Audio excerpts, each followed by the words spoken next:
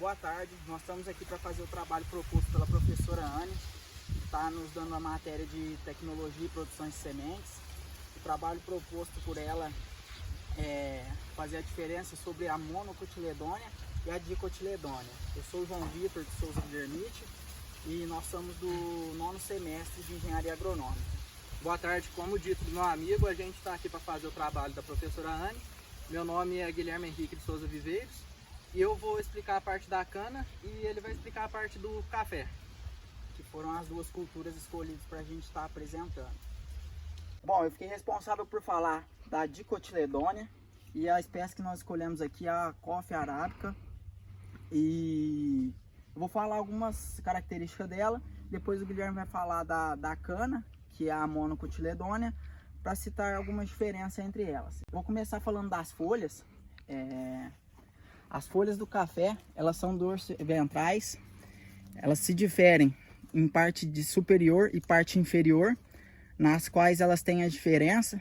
O modelo do limbo foliar dela é peninérvia, o que lembra um formato de uma pena, né? Dá para ver que nós temos a diferença dela, como dito, da parte superior e da parte inferior, tanto de coloração, dá para ver que por baixo é um verde mais claro, quanto nas nervuras, que tem umas nervuras que aparecem apenas na parte de baixo, certo? A semente dela, quando semente, ela tem 2 cotilédones, né? Como diz o próprio nome. Então eu vou estar mostrando aqui uma semente do café. Aqui nós dividimos elas em 2 sementes, onde quando nós plantamos, depois de todo o processo de pós-colheita, né, seca, todo dentro dos padrões para conservação dos embriões que estão aqui dentro, nós plantamos ela e ela nasce em 2 cotilédonos. Agora eu vou falar da raiz. A raiz dela que nós temos nessa planta, ela é pivotante, onde que ela é essa raiz principal, que ela desce em profundidade do solo, que é essa que se estende até o fim aqui da minha mão direita. E temos essas outras raízes, que são raízes secundárias, tá? Que são conhecidas como raízes axiais. E temos outros radículos, que são esses menores que saem dessa raiz axial.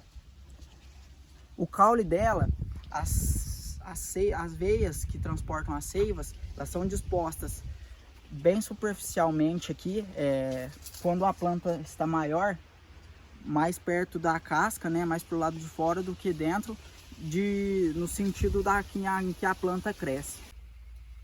Boa tarde. Como o João falou da dicotiledônia que a gente escolheu, que era o café, a gente optou em fazer a monocotiledônia, no caso a cana, que é a Saccharum officinarum.